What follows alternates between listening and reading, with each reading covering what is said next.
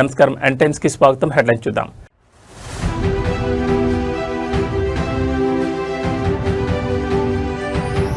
భారత్ను unstoppable power house గా మార్చనున్న నదుల అనుసంధానం దేశవ్యాప్తంగా పెరిగిన చర్చ.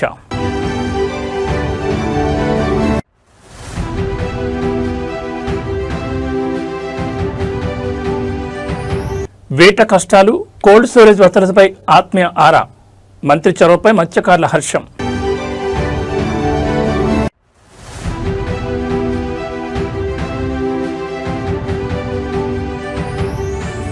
బేగంపేట ఎయిర్పోర్ట్ టనెల్ వివాదం, సీఎం రేవంత్ రెడ్డి ప్రకటనపై ఆర్టీఏ సంచలన నిజాలు.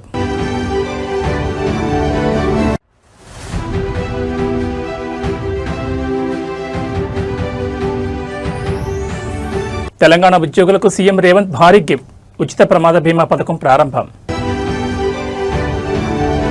ఇక డీటెయిల్స్ చూస్తే భారతదేశ ఆర్థిక వ్యవసాయ ముఖ చిత్రాన్ని పూర్తిగా మార్చేయగల అత్యంత ప్రతిష్టాత్మకమైన నదుల అనుసంధానం అంశం ఇప్పుడు దేశవ్యాప్తంగా మరోసారి హాట్ టాపిక్ గా మారింది. దేశంలో గంగా మరియు కావేరీ నదులను అనుసంధానిస్తే ఇక భారత్ను ఎవరూ అడ్డుకోలేరని, ఇండియా ఒక అన్స్టాపబుల్ పవర్ హౌస్ గా మారుతుందని విశ్లేషకులు స్పష్టం చేస్తున్నారు. ఇప్పటికే ఉత్తర భారతంలో కేన్ బేత్వా ప్రాజెక్టు ద్వారా నదుల అనుసంధానాన్ని విజయవంతంగా ముందుకు తీసుకెళ్లగా ఇప్పుడు దక్షిణాది రాష్ట్రాల జల కష్టాలను తీర్చేందుకు గోదావరి కావేరీ అనుసంధానం అత్యంత కీలకమైన మలుపుగా మారబోతోంది. దేశంలో నీటి కొరతను శాశ్వతంగా నిర్మూలించేందుకు నదుల అనుసంధానమే ఏకైక మార్గమని నిపుణులు చెబుతున్నారు. ఇందులో భాగంగానే కేన్ బేత్వా ప్రాజెక్టు ద్వారా ఉత్తరప్రదేశ్, మధ్యప్రదేశ్ రాష్ట్రాల్లో నదులను అనుసంధానించి సరికొత్త రికార్డు సృష్టించారు. ఇదే తరహాలో దక్షిణాదిలో గోదావరి, కావేరీ నదులను కూడా అనుసంధానించడం ద్వారా కర్ణాటక, ఆంధ్రప్రదేశ్, తమిళనాడు మరియు తెలంగాణ రాష్ట్రాల దీర్ఘకాలిక ప్రయోజనాలు నెరవేరుతాయి. దీనికి ఒక చారిత్రాత్మక ఉదాహరణ కూడా ఉంది. గతంలో 1983లోనే ఉమ్మడి ఆంధ్రప్రదేశ్, కర్ణాటక మరియు మహారాష్ట్రాల పరస్పర అంగీకారంతో తీవ్ర తాగునీటి ఎద్దడిని ఎదుర్కొంటున్న చెన్నై నగరానికి ఏకంగా 15 టీఎంసీల తాగునీటిని విజయవంతంగా అందించడం జరిగింది. రాష్ట్రాల మధ్య సమన్వయం ఉంటే జలవనరులను ఎంత అద్భుతంగా వాడుకోవచ్చో ఆనాడే నిరూపితమైంది. ప్రస్తుతం ప్రధాని నరేంద్ర మోడీ నేతృత్వంలో కేంద్ర ప్రభుత్వం ఇన్ఫ్రాస్ట్రక్చర్ మరియు జలవనరుల అభివృద్ధిపై ప్రత్యేక ఫోకస్ పెట్టడంతో భారత్ అత్యంత వేగంగా అభివృద్ధిని అందుకుంటోంది. గంగా, కావేరీ వంటి మెగా ప్రాజెక్టుల పట్టాలెక్కితే దేశంలో సాగు, తాగునీటి సమస్యలకు శాశ్వత పరిష్కారం లభించనుంది. I want to explain one thing. This is my life ambition and desire. Country has to link rivers. Ganga, Kaveri has to be linked. Then nobody can touch us. India will be unstoppable. It is going to happen. Under our Honorable Prime Minister's leadership, our Honorable Water Resource Minister so far achieved remarkable things. Ken Betwa project, UP and Madhya Pradesh, they are able to link it. Parvati Kali Sindhu Chambal project, Rajasthan and MP, they are able to link it. This is where I am requesting Government of India, Godavari, Kaveri, you link the project under national project and also protect all our rights, Karnataka rights, Andhra Pradesh rights and Telangana people also. How to do it, they have to come up with an action. Even we can take water to Tamil Nadu also. It is not a new culture for us. Nearly, if you see, 1983, with the initiative of NTR, all 3 states combined, Andhra Pradesh, Karnataka and also Maharashtra, we are able to give 15 TMs of water to Chennai for drinking water. As on today, water is going to see sometime. Some area there is a drought. This year there is a El Nino. Even Tungabhadra, water is not coming as on now. No inflows. Even Almaty also is not filling inflows now. This is the problem. If you link all rivers, surplus and deficit you can manage, then easily you can face the drought. Even sometimes there are wars among countries, conflicts among states and districts, within the district farmers also. With this situation, only solution for the country, linking of rivers. Our Honorable Prime Minister is saying always, you link rivers first, that is intra-linking within the state. If everybody will agree, go for interlinking within 2-3 states. Then national level also will take it up. I am having total confidence on central government under the leadership of Honorable Prime Minister. If at all anybody can do, that is only Narendra Modi can do. Linking of rivers from Ganga, Kaveri, one day it is going to happen. Andhra Pradesh కూటమి ప్రభుత్వంలో అత్యంత కీలక శాఖల మంత్రిగా ఉన్న నారా లోకేష్ తనలోని ఒక సరికొత్త ప్రజానాయకుడిని క్షేత్రస్థాయిలో ఆవిష్కరిస్తున్నారు. మంత్రి హోదాను, అధికారిక ప్రోటోకాల్స్ ను పూర్తిగా పక్కన పెట్టి నేరుగా సామాన్య ప్రజల ముంగిటకు వెళ్లి వారి సాధక బాధకాలను అడిగి తెలుసుకుని సరికొత్త రాజకీయ శైలికి ఆయన శ్రీకారం చుట్టారు. ఇందులో భాగంగానే తాజాగా మత్స్యకార సోదరుల వద్దకు వెళ్లిన మంత్రి లోకేష్ వారిలో ఒకడిగా కలిసిపోయి వారి కష్టాలను, జీవనోపాధి సమస్యలను అత్యంత ఆత్మీయంగా అడిగి తెలుసుకున్నారు. మంత్రి చూపిన ఈ చొరవతో స్థానిక మత్స్యకారులు తమకు ఒక అసలైన ఆత్మీయుడు దొరికాడంటూ సంతోషం వ్యక్తం చేస్తున్నారు. రాష్ట్ర వ్యాప్తంగా మత్స్యకార రంగం ఎదుర్కొంటున్న ఇబ్బందులు, మౌలిక వసతుల కొరతపై గ్రౌండ్ లెవెల్ రిపోర్ట్ తెలుసుకోవడానికి మంత్రి నారా లోకేష్ నేరుగా మత్స్యకారుల ఆవాస ప్రాంతాలను సందర్శించారు. సాధారణంగా మంత్రుల పర్యటనలంటే ఉండే హంగు ఆర్భాటాలు, బారికేడ్లకు భిన్నంగా సామాన్య ప్రజలు నేరుగా తన వద్దకు వచ్చేలా లోకేష్ అడుగులు వేశారు. ఈ పర్యటనలో మత్స్యకారుల జీవన ప్రమాణాలు, జట్టీల నిర్మాణం, కోల్డ్ స్టోరేజ్ వసతులు మరియు వేట సాగించే సమయంలో ఎదురవుతున్న సాంకేతిక లోపాలపై లోకేష్ సుదీర్ఘంగా చర్చించారు. తమ సమస్యలు విన్నవించుకోవడానికి వచ్చిన వృద్ధులు, మహిళలను పేరుపేరున పలకరిస్తూ తాము అధికారంలోకి వచ్చింది మీ కష్టాలు తీర్చడానికేనని హామీ ఇచ్చారు. క్షేత్రస్థాయిలో ఉన్న సమస్యలన్నింటినీ విద్య, ఐటీ రంగానికి అనుసంధానిస్తూ మరియు సంబంధిత మత్స్యశాఖ అధికారులతో మాట్లాడి త్వరితగతిన పరిష్కరిస్తారని భరోసా ఇచ్చారు. తమ వద్దకు వచ్చిన పెద్ద నాయకుడు తమ కష్టాలను సొంత మనిషిలా వినడంతో నారా లోకేష్లో తాము ఒక అసలైన ప్రజా లీడర్ను చూసుకున్నామని మత్స్యకార సంఘాల ప్రతినిధులు కొనియాడుతున్నారు.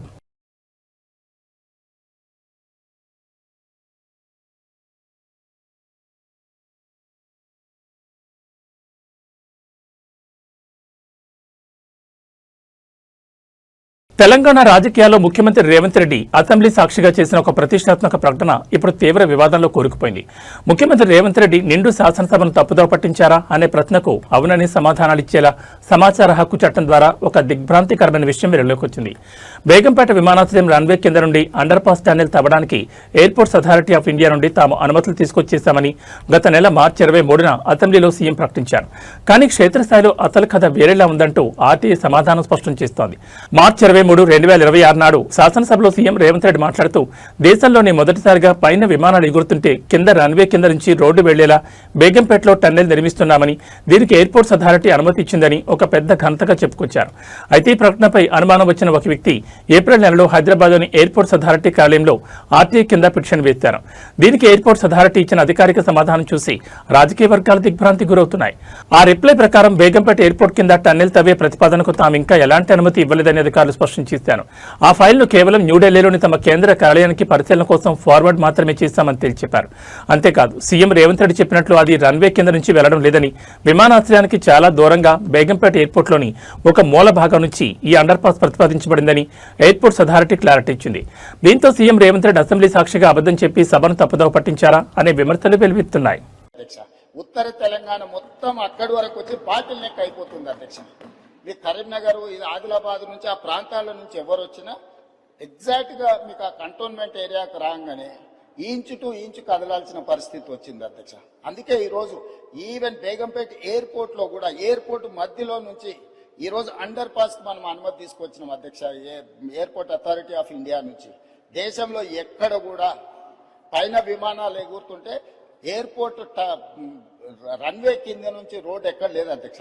మొదటిసారి మనం కేంద్ర ప్రభుత్వాన్ని ఒప్పించి ఈ ప్రాంత ప్రయాణికులకు, ముఖ్యంగా ఉత్తర తెలంగాణకు పోయే ప్రయాణికులకు ఇబ్బంది జరగొద్దని పైనుంచి విమానాలు ఎగురుతుంటే కింద అండర్ టన్నెల్ మనం రోడ్డు అనుమతి తీసుకొచ్చినాం. ఈ రోజు పనులు జరుగుతున్నాయి అధ్యక్ష. తెలంగాణ రాష్ట్ర ప్రభుత్వ ఉద్యోగులకు మరియు వారి కుటుంబాలకు అండగా నిలిచేలా రేవంత్ సర్కార్ ఒక అద్భుతమైన మరియు చారిత్రాత్మక నిర్ణయానికి శ్రీకారం చుట్టింది. రాష్ట్ర ప్రభుత్వ ఉద్యోగులందరికీ సురక్షితమైన ప్రమాద బీమా రక్షణ కల్పించేందుకు వివిధ బ్యాంకుల ప్రతినిధులతో తెలంగాణ ప్రభుత్వం అధికారికంగా అవగాహన ఒప్పందం కుదుర్చుకుంది. హైదరాబాద్ రవీంద్ర భారతిలో అత్యంత ప్రతిష్టాత్మకంగా నిర్వహించిన ఈ కార్యక్రమంలో ముఖ్యమంత్రి రేవంత్ రెడ్డి, ఉప ముఖ్యమంత్రి భట్టి విక్రమార్క మరియు పలువురు కేబినెట్ మంత్రులు పాల్గొన్నారు. ఈ సందర్భంగా సీఎం రేవంత్ రెడ్డి మాట్లాడుతూ ఉద్యోగుల భద్రతా బాధ్యత యజమానిదే, రాష్ట్ర ప్రభుత్వ ఉద్యోగులకు తెలంగాణ ప్రభుత్వమే యజమాని అంటూ సంచలన వ్యాఖ్యలు చేశారు. రాష్ట్ర ప్రభుత్వ ఉద్యోగుల కుటుంబాల్లో ఒక గొప్ప ధైర్యాన్ని, నిశ్చింతను నింపే లక్ష్యంతో ఈ ప్రమాద బీమా ఒప్పంద కార్యక్రమాన్ని ప్రభుత్వం చేపట్టింది. ఈ రోజు రవీంద్ర భారతి వేదికగా జరిగిన ఈ కార్యక్రమంలో ముఖ్యమంత్రి, డిప్యూటీ సీఎంలతో పాటు మంత్రులు పొన్నం ప్రభాకర్, గడ్డం వివేక్ వెంకటస్వామి, ప్రముఖ నేత మహమ్మద్ అజారుద్దీన్, అడ్లూరు లక్ష్మణ్ కుమార్ తదితరులు పాల్గొన్నారు. వీరితో పాటు రాష్ట్ర ప్రభుత్వ ప్రధాన కార్యదర్శి రామకృష్ణారావు, డీజీపీ సివి ఆనంద్, వివిధ శాఖల సెక్రటరీలు మరియు ఉన్నతాధికారులు ఈ కార్యక్రమంలో భాగస్వాములయ్యారు. ఈ వేదికపై వివిధ బ్యాంకుల ప్రతినిధులతో ప్రభుత్వం ఒప్పంద పత్రాలపై సంతకాలు మార్చుకుంది. ఈ సందర్భంగా సీఎం రేవంత్ రెడ్డి మాట్లాడుతూ విధి నిర్వహణలో లేదా వ్యక్తిగత జీవితంలో ప్రమాదవశాత్తు ఏదైనా జరిగితే ఈ బీమా సదుపాయం ఉద్యోగి కుటుంబానికి ఆర్థిక భరోసాగా నిలుస్తుందని పేర్కొన్నారు. తమ ఉద్యోగుల యోగక్షేమాలను చూసుకోవడం ప్రభుత్వ కనీస బాధ్యతని ఆయన స్పష్టం చేశారు. ఈ కార్యక్రమంలో వివిధ ఉద్యోగి సంఘాల నాయకులు, వివిధ శాఖలకు చెందిన ఉద్యోగులు భారీ సంఖ్యలో తరలివచ్చి ప్రభుత్వ నిర్ణయంపై హర్షం వ్యక్తం చేశారు.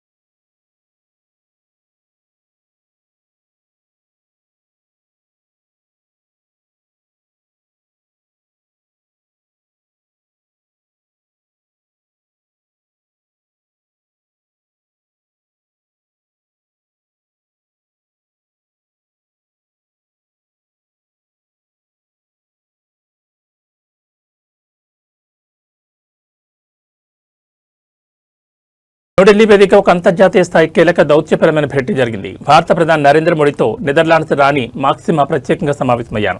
ఈ ఉన్నత స్థాయి భేటీలో ఆర్థిక సేవల రంగంలో భారతదేశం సాధించిన సాంకేతిక ప్రగతిపై ప్రధానంగా చర్చలు జరిగాయి. ప్రపంచవ్యాప్తంగా ఆర్థిక సేవల రంగంలో డిజిటల్ పబ్లిక్ ఇన్ఫ్రాస్ట్రక్చర్ ఎంతటి కీలక పాత్ర పోషిస్తుందో ఈ సందర్భంగా ప్రధాని మోడీ నొక్కి చెప్పారు. అంతేకాకుండా డిజిటల్ రంగంలో భారతదేశం సాధించిన అద్భుతమైన అనుభవాలను ప్రపంచ దేశాలతో పంచుకోవడానికి తాము ఎల్లప్పుడూ సిద్ధంగా ఉన్నామని ప్రధాని స్పష్టం చేశారు. న్యూఢిల్లీలో జరిగిన ఈ సమావేశంలో ఇరు దేశాల మధ్య ఆర్థిక సమ్మిళితత్వం మరియు డిజిటల్ పరివర్తనపై లోతైన చర్చలు సాగాయి. ఈ సందర్భంగా ప్రధాని నరేంద్ర మోడీ మాట్లాడుతూ భారతదేశంలో టెక్నాలజీ సహాయంతో సామాన్య పౌరుడికి సైతం అత్యంత సులువుగా సరసమైన ధరలకి ఆర్థిక సేవలు చేరవేస్తున్నామని వివరించారు. దేశంలో బ్యాంకింగ్ నెట్వర్క్ మరియు డిజిటల్ లావాదేవీలను విప్లవాత్మకంగా మార్చిన డిజిటల్ పబ్లిక్ ఇన్ఫ్రాస్ట్రక్చర్ మోడల్ పేద మధ్యతరగతి వర్గాల ఆర్థిక స్వావలంబనకు ఎలా తోడ్పడుతుందో రాణి మాక్సిమాకు ప్రధాని వివరించారు. టెక్నాలజీ కేవలం కొద్దిమందికి పరిమితం కాకుండా అందరికీ అందుబాటు ధరలో ఉండాలనేది భారత లక్ష్యమని చెప్పారు. ఇదే క్రమంలో డిజిటల్ ఎకానమీ మరియు ఇన్ఫ్రాస్ట్రక్చర్లో తాము సాధించిన విజయవంతమైన వ్యూహాలను, సాంకేతిక అనుభవాలను ప్రపంచంలోని ఇతర దేశాలకు కూడా బదిలీ చేయడానికి, వాటితో పంచుకోవడానికి భారత్ పూర్తి సుముఖంగా ఉందని ప్రధాని మోడీ అంతర్జాతీయ వేదికగా మరోసారి స్పష్టం చేశారు.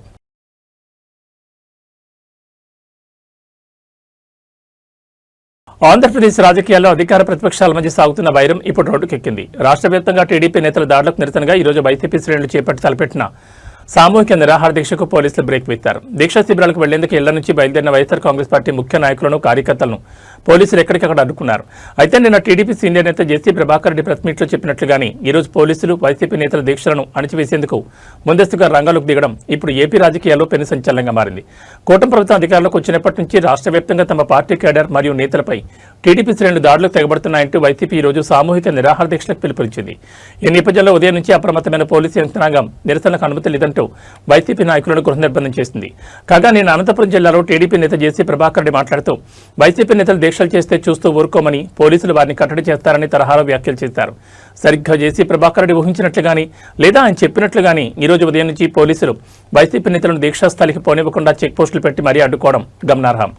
తాము ప్రజాస్వామ్యయుతంగా దీక్ష చేయాలనుకుంటే అధికార పార్టీ కనుసన్నల్లో పోలీసులు ఇలా అణచివేత చర్యలకు పాల్పడడం దుర్మార్గమని వైసీపీ నేతలు మండిపడుతున్నారు. పలుచోట్ల పోలీసులతో వైసీపీ కార్యకర్తల వాగ్వాదం దిగడంతో ఏపీ వ్యాప్తంగా పొలిటికల్ హీట్ ఒక్కసారిగా పీక్స్కు చేరింది.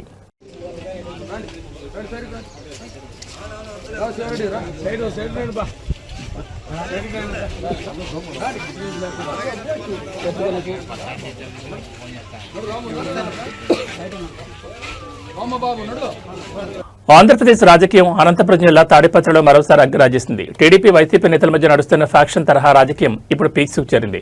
తాడిపత్రిలో వైసీపీ నాయకులు లక్ష్యంగా చేసుకుని జేసీ ప్రభాకర్ రెడ్డి అనుచరులు చేస్తున్న దాడులకు నిరసనగా దీక్షాస్థలికి వెళ్లేందుకు సిద్ధమైన వైసీపీ సీనియర్ నేత కేతిరెడ్డి పెద్దారెడ్డిని పోలీసులు ముందస్తుగా అడ్డుకున్నారు. దీంతో తీవ్ర ఆగ్రహానికి గురైన పెద్దారెడ్డి తన అనుచరులతో కలిసి తన ఇంటి బయటనే రోడ్డుపై బైఠాయించి నిరసనకు దిగారు.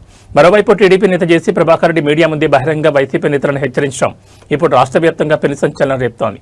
తాడిపత్రి నియోజకవర్గంలో గత కొన్ని రోజులుగా వైసీపీ కేడర్పై దాడులు జరుగుతున్నాయంటూ పెద్దారెడ్డి నిరసన దీక్షకు పిలుపునిచ్చారు. అయితే శాంతి భద్రతల సమస్య తలెత్తుందన్న నెపంతో పోలీసులు ఆయన్ను ఇల్లు దాటనివ్వకుండా అడ్డుకున్నారు. దీంతో పోలీసుల తీరును నిరసిస్తూ పెద్దారెడ్డి తన ఇంటి ముందే రోడ్డుపై బైఠాయించారు. తాము శాంతియుతంగా నిరసన తెలుపుతుంటే పోలీసులు అడ్డుకోవడం వెంటనే ఆయన మండిపడ్డారు. కాగా ఈ ఉద్రిక్తతల మధ్య టీడీపీ నేత జేసీ ప్రభాకర్ రెడ్డి చేసిన వ్యాఖ్యలు మంటల్లో పెట్రోల్ పోసినట్లయింది. వైసీపీ నేతలపై దాడులు చేస్తాం, వారిని బయట తిరగనవ్వమంటూ జేసీ ప్రభాకర్ రెడ్డి మీడియా ప్రతినిధుల ముందే బహిరంగ వ్యాఖ్యానించడం గమనార్హం.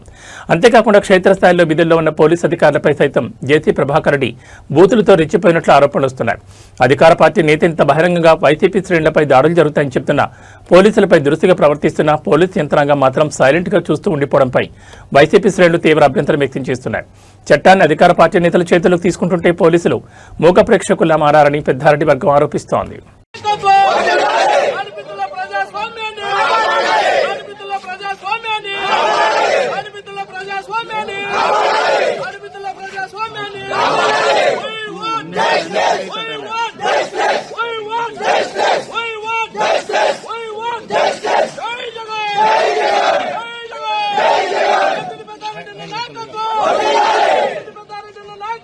కొమరం భీం ఆసిఫాబాద్ జిల్లాలో పోడు భూముల వివాదం మరోసారి తీవ్ర ఉధృతకు దారితీసింది. మమ్మల్ని అరెస్ట్ చేసినా ఆఖరికి చంపేసినా సరే ప్రాణాలైనా ఇస్తాం, కానీ మా జీవనాధారమైన భూములను మాత్రం వదులుకోమంటూ పోడు రైతులు అటవీ అధికారులు ఎదుట తెగేసి చెప్పారు. జిల్లాలోని జైనూర్ మండలం పులస గ్రామ శివారులో అటవీ భూమిని జేసీబీతో చదును చేసేందుకు వెళ్లిన ఫారెస్ట్ అధికారులను అన్నదాతల పెద్ద సంఖ్యలో తరలివచ్చి అడ్డుకున్నారు. తమ పొలాల్లోకి జేసీబీలను రానివ్వకుండా రైతులు ఎదురుతడంతో అటవీ అధికారులకు మరియు పోడు రైతులకు మధ్య తీవ్రస్థాయిలో వాగ్వాదం చోటు చేసుకుంది. ఆసిఫాబాద్ జిల్లా జైనూర్ మండలం పులస గ్రామ శివారు ప్రాంతంలో రైతులు సుదీర్ఘకాలంగా పోడు భూములను సాగు చేసుకుంటూ జీవిస్తున్నారు.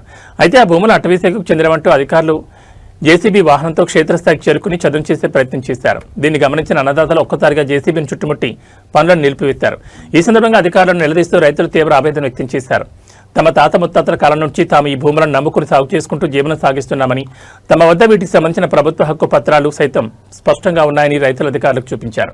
హక్కు పత్రాలు ఉన్నప్పటికీ ఇప్పుడు అకస్మాత్తుగా వచ్చి అటవీ భూముల పేరుతో తాము సాగు చేసుకున్న పొలాన్ని లాక్కుంటే తాము తమ చిన్నపిల్లలు ఎలా బతకాలని కన్నీటి పర్యంతమయ్యారు. ఉన్న ఒక్కగానొక్క ఆధారాన్ని లాక్కుంటే తాము ఉపాధి కోల్పోయి కుటుంబాలతో సహా రోడ్డున పడాల్సి వస్తుందని రైతులు బాపోయారు. రైతుల నిరసనతో అటవీ అధికారులు పనులను తాత్కాలికంగా నిలిపివేయాల్సి వచ్చింది.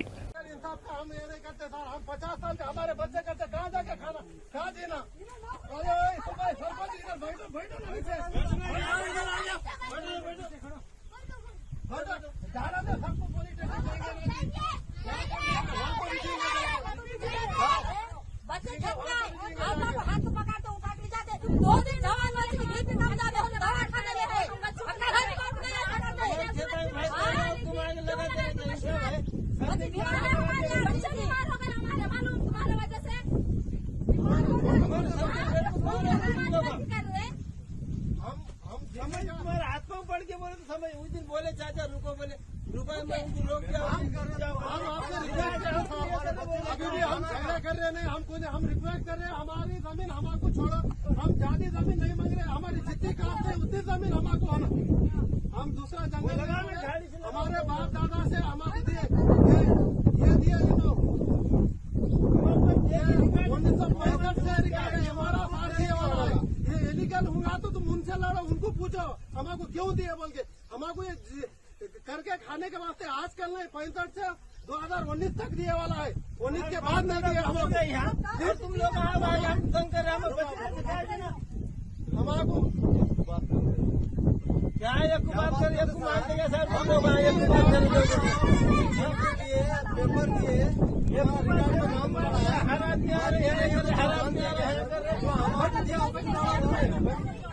जो जमीन हमारे बच्चे का घास छोड़ना मार डालना क्या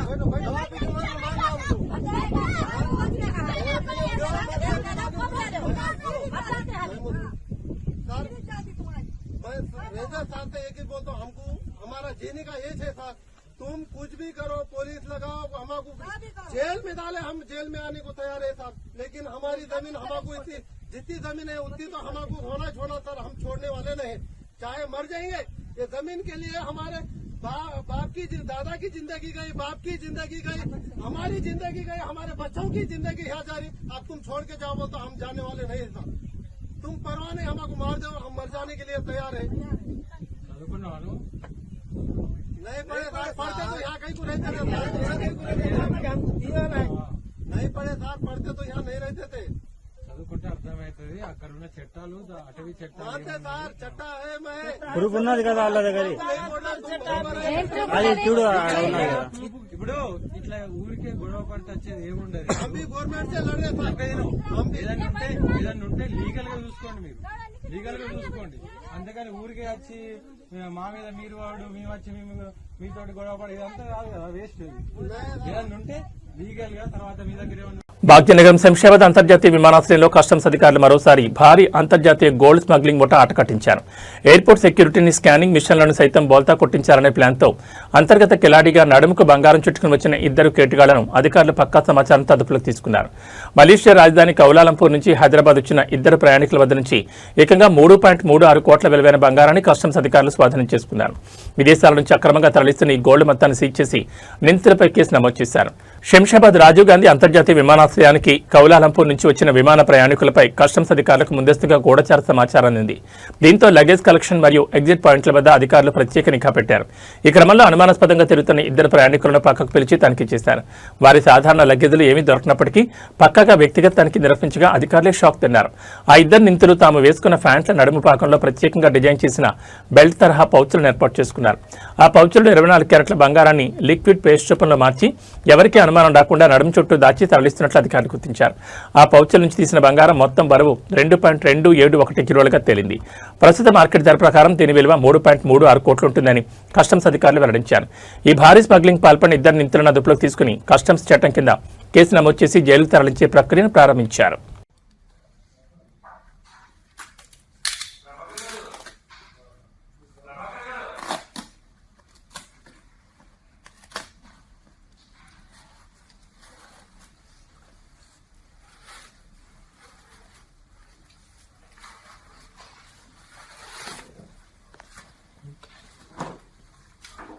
భారతీయ చలనచిత్ర పరిశ్రమ ఖ్యాతిని ప్రపంచవ్యాప్తంగా చాటి చెప్పిన మోస్ట్ ప్రతిష్టాత్మక ఫ్రాంచైజీ బాహుబలి నుంచి యావత్ సినీ ప్రపంచం ఎప్పుడిప్పుడని ఎదురు చూస్తున్న అత్యంత భారీ క్రేజీ అప్డేట్ వచ్చేసింది. బాహుబలి 3 చిత్రం రాబోతుందంటూ స్వయంగా global star rebel star Prabhas అధికారికంగా ప్రకటించారు. ఒక ఇంటర్వ్యూలో లేదా ఈవెంట్లో ప్రభాస్ చేసిన ఈ సంచలన ప్రకటనతో అటు ప్రభాస్ అభిమానులతో పాటు ఇటు ప్రపంచవ్యాప్తంగా ఉన్న సినిమా లవర్స్ ఒక్కసారిగా షాక్తో కూడిన ఆనందానికి గురవుతున్నారు. ఇన్నాళ్ళు కేవలం రూమర్స్గా ప్రచారమైన ఈ ప్రాజెక్టుపై స్వయంగా బాహుబలి క్లారిటీ ఇవ్వడంతో సినిమా వర్గాల్లో మునిపెన్నడూ లేని స్థాయిలో హైప్ క్రియేట్ అయింది. టాలీవుడ్ జాతకాన్ని మార్చేసి ట్రేడ్ వర్గాలకు సరికొత్త రికార్డులను పరిచయం చేసిన బాహుబలి సిరీస్ కొనసాగింపుగా పార్ట్ 3 ఉంటుందా లేదా అనే సస్పెన్స్ కు ప్రభాస్ తెరదించారు. బాహుబలి 3 ఖచ్చితంగా వస్తుందని, దానికి సంబంధించిన పనులు కూడా తగిన సమయంలో ఊపందుకుంటాయనే తరహాలో ప్రభాస్ హింటించారు. దర్శకధీరుడు ఎస్ఎస్ రాజమౌళి చెక్కిన బాహుబలి ది బిగినింగ్ మరియు బాహుబలి 2 ది కన్క్లూజన్ చిత్రాలు వసూళ్ల పరంగా సృష్టించిన ప్రభంజనం అంతా ఇంత కాదు. అప్పట్లోనే దాదాపు 2,000 కోట్లకు పైగా గ్రాస్ కలెక్ట్ చేసి సరికొత్త రికార్డు క్రియేట్ చేసింది. పార్ట్ 2 ముగిసిన తర్వాత కూడా కథ పరంగా మహేష్పతి సామ్రాజ్యానికి సంబంధించిన మరిన్ని విజువల్స్ చూపించే స్కోప్ ఉండడంతో రాజమౌళి మైండ్లో ఆల్రెడీ పార్ట్ 3 లైన్ ఉందని గతంలో ప్రచారం జరిగింది. ఇప్పుడు ప్రభాస్ స్వయంగా ఈ విషయాన్ని కన్ఫర్మ్ చేయడంతో ఈ ప్రతిష్టాత్మక ప్రాజెక్ట్ ఎప్పుడు సెట్స్ పైకి వెళ్తుంది, రాజమౌళి ప్రస్తుతం చేస్తున్న ఇంటర్నేషనల్ అడ్వెంచర్ ప్రాజెక్ట్ ముగిసిన తర్వాత దీనిపై ఫోకస్ పెడతారా అనే కోణంలో టాలీవుడ్ లో చర్చ మొదలైంది. ఇది మీ అందరికి చెప్పొచ్చో లేదో తెలియదు, చెప్తే సరే రాజమౌళి గారు లేరు కాబట్టి, శోభు గారు లేరు కాబట్టి ఏదో పడితే అది చెప్పేస్తున్నా. And the world is not ready yet, but they will be Baahubali. Correct. బంగారం వెండి కొనాలనుకునే వారికి బులియన్ మార్కెట్ నేడు గట్టి షాక్ ఇచ్చింది. హైదరాబాద్ బులియన్ మార్కెట్లో ఈ రోజు పసిడి మరియు వెండి ధరలు ఒక్కసారిగా ఊపందుకున్నాయి. అంతర్జాతీయ మార్కెట్ సమీకరణ నేపథ్యంలో స్థానికంగా 24 క్యారెట్ల మరియు 22 క్యారెట్ల బంగారం ధరలు పెరగగా అటు వెండి ధర కూడా భారీగా ఎగబాకింది. నేటి మార్కెట్ అప్డేట్స్ ప్రకారం 24 క్యారెట్ల 10 గ్రాముల బంగారం ధర 270 మేర పెరిగి రికార్డు స్థాయికి చేరింది. అదేవిధంగా కేజీ వెండి ధరపై ఏకంగా 5,000 పెరగడం మార్కెట్ వర్గాల్లో హాట్ టాపిక్ గా మారింది. హైదరాబాద్ బులియన్ మార్కెట్ తాజా గణాంకాల ప్రకారం అత్యంత స్వచ్ఛమైన 24 క్యారెట్ల 10 గ్రాముల బంగారం ధర 270 పెరగడంతో ప్రస్తుతం దీని రేటు 1,41,600కు చేరింది. ఇక సాధారణంగా ఆభరణాల తయారీకి ఉపయోగించే 22 క్యారెట్ల 10 గ్రాముల పసిడి ధర కూడా 250 మేర ఎగబాకి మార్కెట్లో 1,29,800 వద్ద పలుకుతోంది. కేవలం బంగారం మాత్రమే కాకుండా వెండి కూడా నేడు భారీగా ప్రియమైంది. కిలో వెండి ధరపై ఏకంగా 5,000 పెరగడంతో ప్రస్తుత మార్కెట్లో కేజీ సిల్వర్ రేటు 2,35,000గా నమోదైంది.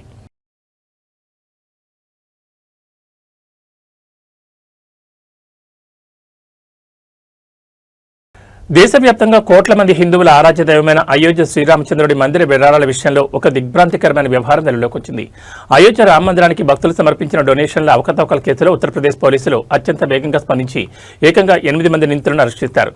ఈ చారిత్రాత్మక మందిర నిర్మాణం చూస్తున్న శ్రీరామ జన్మభూమి తీర్థక్షేత్ర ట్రస్ట్ ఇచ్చిన అధికారిక ఫిర్యాదుతో రంగంలో దిగిన యోగి ఆదిత్యనాథ్ ప్రభుత్వం దీనిపై సమగ్ర విచారణ కోసం ప్రత్యేక దర్యాప్తు బృందాన్ని ఏర్పాటు చేసింది. ఎఫ్ఐఆర్ నమోదైన కొద్ది గంటల్లోనే ఈ ముఠా ఆట కట్టించారు. అయోధ్య రామ మందిర నిర్మాణానికి, ఆలయ అభివృద్ధికి ప్రపంచవ్యాప్తంగా భక్తులు పెద్ద ఎత్తున విరాళాలు పంపుతున్నారు. అయితే ఈ విరాళాల సేకరణ మరియు నిర్వహణ ప్రక్రియలో నిధులు దుర్వినియోగం అవుతున్నాయంటూ శ్రీరామ జన్మభూమి తీర్థక్షేత్ర ట్రస్టీ కృష్ణమోహన్ పోలీసులకు ఫిర్యాదు చేశారు. ఈ వ్యవహారం అత్యంత సున్నితమైనది కావడంతో ప్రభుత్వం తక్షణమే స్పందించి ప్రత్యేక అధికారులతో కూడిన సిట్ బృందాన్ని రంగంలోకి దించింది. అధికారులు సమగ్రంగా తనిఖీలు చేపట్టి టెక్నికల్ మరియు అకౌంట్స్ డేటాను విశ్లేషించి అవకతవకలకు పాల్పడినట్లు ఆధారాలు సేకరించారు. కేసు నమోదు చేసిన కొద్ది గంటల వ్యవధిలోనే 8 మంది నిందితులను పోలీసులు ఎక్కడికక్కడ అదుపులోకి తీసుకున్నారు. ప్రస్తుతం వీరిపై దొంగతనం, క్రిమినల్ కుట్ర సహా పలు కఠినమైన సెక్షన్ల కింద కేసులు నమోదు చేసి విచారిస్తున్నారు. ఆలయ అంతర్గత సిబ్బంది లేదా బయటి వ్యక్తుల ప్రమేయం ఎంతవరకు ఉందనే కోణంలో సిట్ అధికారుల బృందం విరాళాలను, రికార్డులను, డిజిటల్ లావాదేవీలను నిశితంగా పరిశీలిస్తోంది. భక్తుల సెంటిమెంట్తో ముడిపడిన అంశం కావడంతో ఈ అరెస్టులు దేశవ్యాప్తంగా తీవ్ర కలకలం రేపుతున్నాయి.